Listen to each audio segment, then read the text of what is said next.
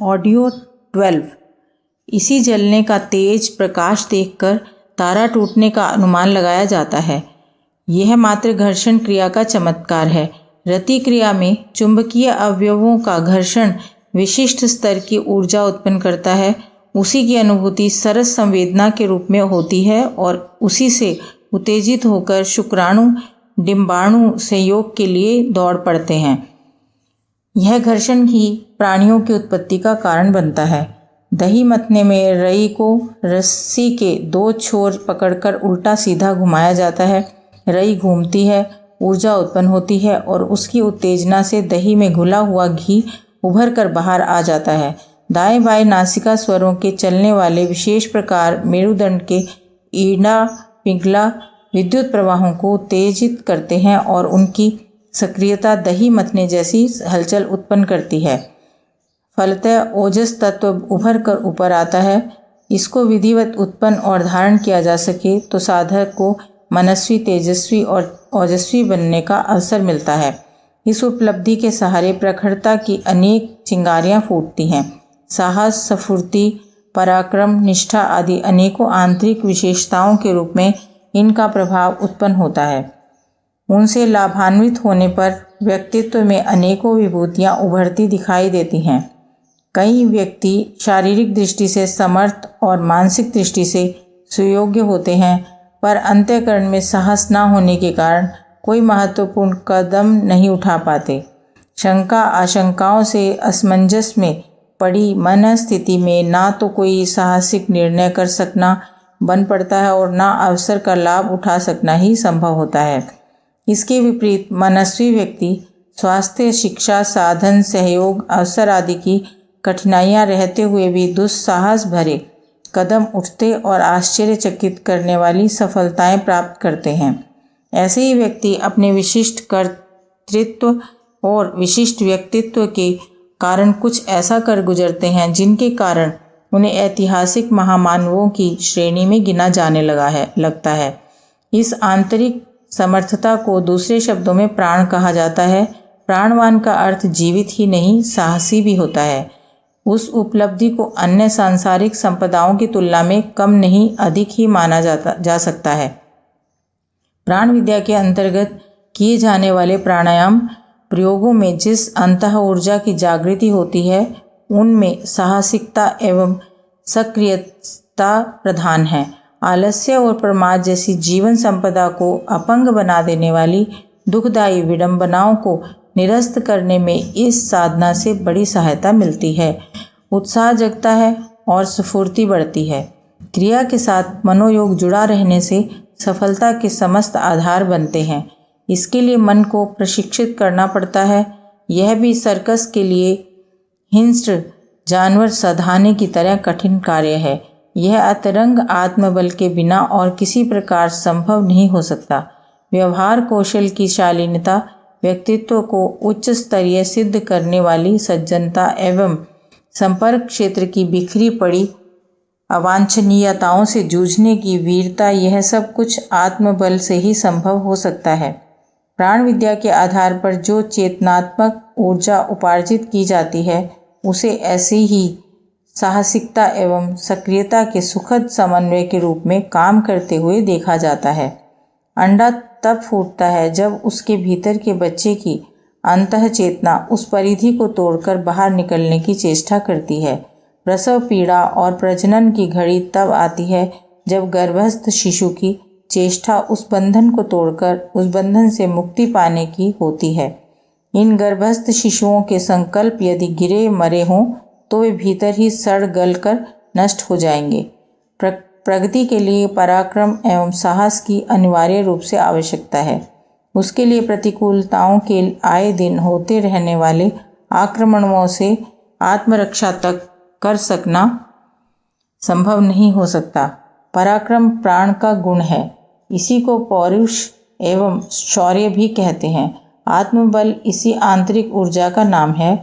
प्राणायाम के विविध प्रयोगों द्वारा विविध स्तर की प्राण ऊर्जा उत्पन्न करने के लिए जो ऋषि प्रणीत प्रयोग बताए गए हैं, उनका साधक की स्थिति के अनुरूप यदि तालमेल बिठाया जा सके तो अप्रत्यक्ष लाभ किसी बड़े प्रत्यक्ष उपार्जन की तुलना में कम नहीं अधिक महत्वपूर्ण सिद्ध होगा। संध्या वंदन हमारा धार्मिक नित्य कर्म है, उसमें प्राणायाम क्रिया भी सम्मिलित है। आत्म परिष्कार एवं आत्म विकास के लिए आत्म बल अभिवर्धन की भी आवश्यकता है। आत्मिक प्रगति इसी आधार पर संभव होती है। आत्मबल बढ़ाने के लिए वैचारिक भावनापरक और क्रियात्मक प्रखरता उत्पन्न करना आवश्यक है। साथ ही इस प्रयोजन में असाधारण रूप में सहायता करने वाले प्राणायाम जैसे विशिष्ट क्रिया योगों की भी आवश्यकता रहती है। दुर्बलता निवारण के लिए आहार विहार की सुव्यवस्था तो होनी ही चाहिए, पर साथ ही चिकित्सा उपचार के साधन जुटाने से भी उस कार्य में सहायता मिलती है। प्राणायाम ऐसा ही विशेष उपचार है जिसके सहारे आत्मिक बलिष्ठता बढ़ने का पथ प्रशस्त होता है। संध्या वंदन के नित्य कर्म में उसका समावेश प्राणबल संवर्धन की आवश्यकता उपयोगिता को ध्यान में रखते हुए ही किया गया है। यह प्राण तत्व जीवन तत्व जब न्यून पड़ता है तो व्यक्ति हर दृष्टि से लड़खड़ाने लगता है, और जब वह समुचित मात्रा में रहता है तो समस्त क्रियाकलाप ठीक तरह चलते हैं। जब वह बढ़ता है तो उस अभिवृद्धि को बलिष्ठता, समर्थन, सतर्कता, तेजस्विता, मनस्विता, प्रतिभा आदि के रूप में देखा जा सकता है। ऐसे व्यक्ति की ही महाप्राण कहलाते हैं। वे अपना प्राण असंख्यों में फूंकने और विश्व का मार्गदर्शन करने में समर्थ होते हैं। दानव शरीर में विद्यमान प्राण शक्ति से ही अंतः संचालन, एफरेंट और नाड़ी संस्थान नर्वस सिस्टम अनुप्राणित होता है। मस्तिष्क की कल्पना, धारणा, इच्छा, स्मृति, विवेचना, प्रज्ञा आदि समस्त शक्तियों का उत्पादन, अभिवर्धन तथा संचालन होता है। शरीर और मन को दिशा एवं क्षमता प्रदान करने वाली अति उत्कृष्ट एवं अति सूक्ष्म सत्ता को वाइटल फोर्स कहा जाता है। श्वास प्रश्वास क्रिया तो उसका वाहन मात्र है, जिस पर सवार होकर वह महान शक्ति हमारे समस्त अवयवों में प्रवेश करती है और पोषण देती है। इसे भौतिक क्षेत्र में गर्मी, रोशनी, बिजली आदि के नाम से जाना जाता है और अंतः क्षेत्र में उसी को प्रखरता कहते हैं। प्राण तत्व यही है जो इस संपदा का जितना अधिक अर्चन कर सका वह उतना ही बड़ा शक्तिशाली सिद्ध होता है। सर्वसुलभ प्राणायाम के विधि विधान। प्राणायाम के दो उद्देश्य हैं, एक श्वास की गति का नियंत्रण, दूसरा अखिल विश्व ब्रह्मांड में समव्याप्त प्राण चेतना को आकर्षित करके स्थूल, सूक्ष्म और कारण शरीरों को उस अद्भुत शक्ति से ओतप्रोत करना। मनोनिग्रह में भी प्राणायाम से आशाजनक सहायता मिलती है। चंचल और उच्छृंखल मन निर्दिष्ट केंद्र पर स्थिर होता दिखता है। इतना ही नहीं, मनोविकारों के निराकरण का भी पथ प्रशस्त होता है। साधना जगत में प्राणायाम की महत्ता एक स्वर से स्वीकार की गई है। शारीरिक और मानसिक आरोग्य की दृष्टि से उसे अति उपयोगी बताया गया है। श्वास की गति में तीव्रता रहने से जीवन का शक्ति कोश जल्दी चुक जाता है और दीर्घ जीवन संभव नहीं रहता। श्वास की चाल जितनी धीमी होगी, शरीर उतने ही अधिक दिनों जीवित रह सकेगा। कई प्राणियों की श्वास का तुलनात्मक अध्ययन करने से तथ्य बिल्कुल स्पष्ट हो जाता है। शारीरिक श्वास की चाल और जीविका अवधि का लेखा जोखा इस प्रकार है। खरगोश श्वास 38, आयु 8 वर्ष। कबूतर श्वास 37, आयु 8 वर्ष। कुत्ता श्वास 28, आयु 13 वर्ष। बकरी श्वास 24, आयु 14 वर्ष। घोड़ा श्वास 18, आयु 50 वर्ष। मनुष्य श्वास 12, आयु 100 वर्ष। हाथी श्वास 11, आयु 100 वर्ष। सर्प श्वास 7, आयु 120 वर्ष। कछुआ श्वास 4, आयु 150 वर्ष। भूतकाल में मनुष्यों की श्वास 11-12 बार प्रति मिनट के हिसाब से चलती थी। अब वह बढ़कर 15-16 पहुंच गई है। इसी अनुपात से उसकी आयु भी घट गई है। श्वास की गति बढ़ने से तापमान बढ़ता है। बढ़ा हुआ तापमान आयु क्षय करता है। जो जानवर कुत्ते की तरह हाँफते हैं, जिनकी हाँफने की गति जितनी तीव्र होगी वे उतनी ही जल्दी मरते हैं।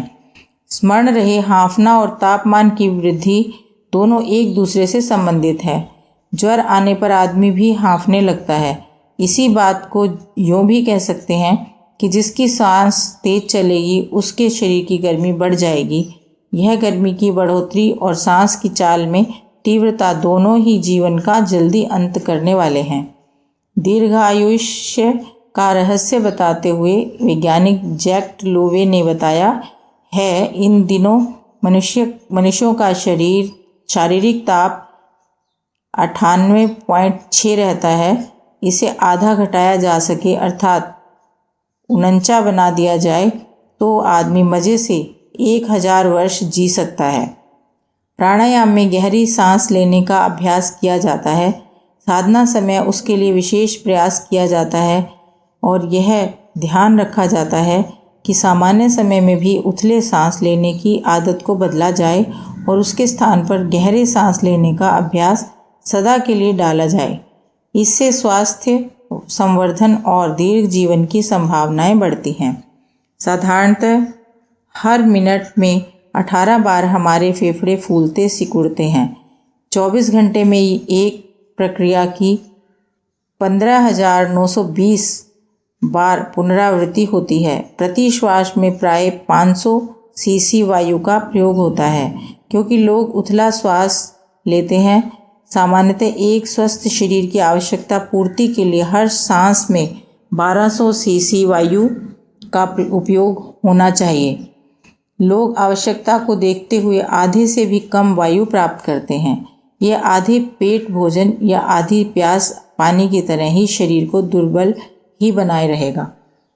स्वस्थ श्वासी सदा से गहरी सांस लेने की आवश्यकता बताते रहे हैं और कहते रहे हैं कि उथली सांस लेने की ढील पोल से फेफड़े दुर्बल पड़ेंगे और उनमें क्षय, दमा, खांसी, सीने का दर्द जैसे अनेक रोगों का खतरा बना रहेगा।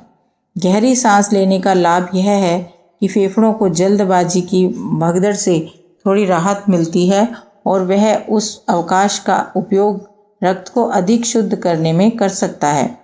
इससे हृदय पर कम बोझा पड़ेगा और वह अधिक निरोग रह सकेगा।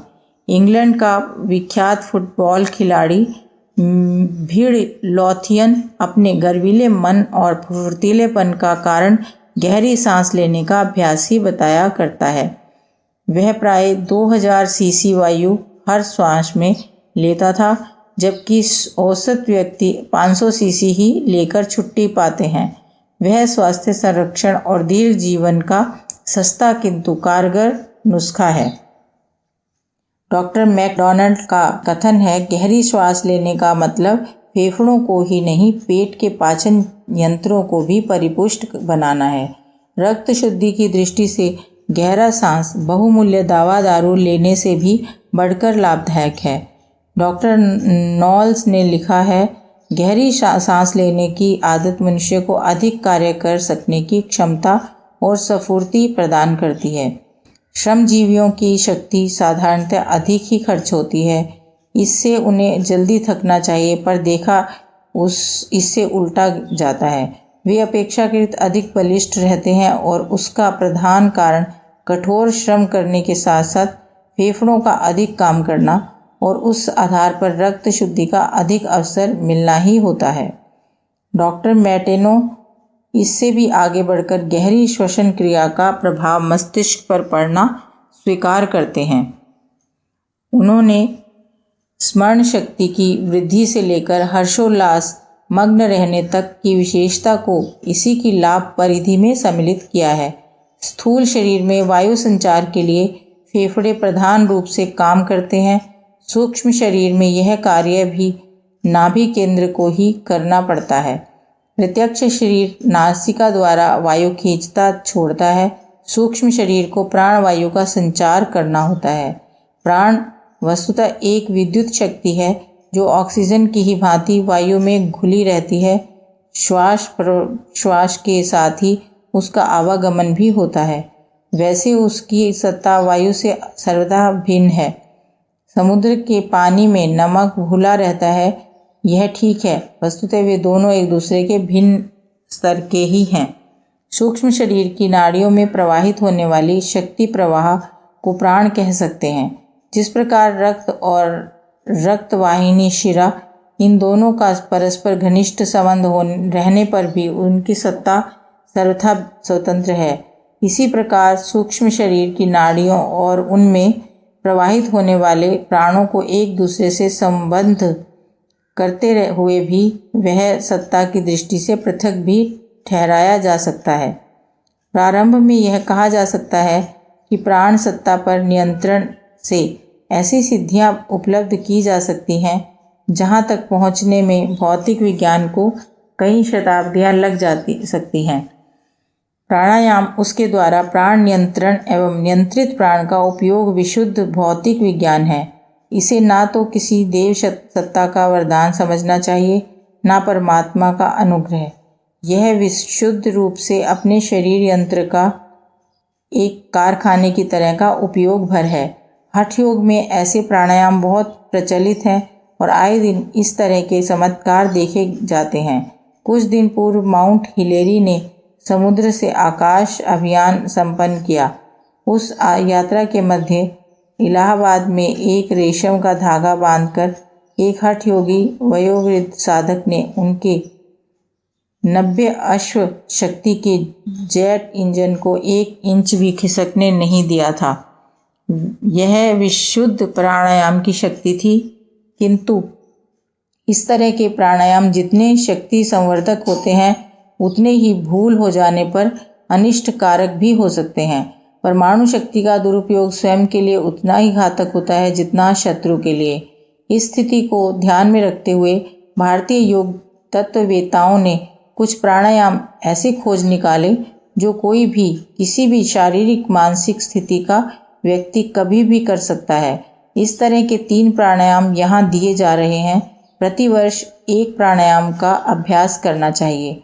समय मिले तो यह अधिक अभ्यास बढ़ाकर 6-6 माह में भी संपन्न किए जा सकते हैं। चौथे वर्ष तीनों प्राणायामों का सम्मिलित अभ्यास करना चाहिए। इसके बाद के इच्छुकों के लिए पत्र लिखकर या भेंट परामर्श के बाद आगे का प्राणायाम क्रम आरंभ करना चाहिए।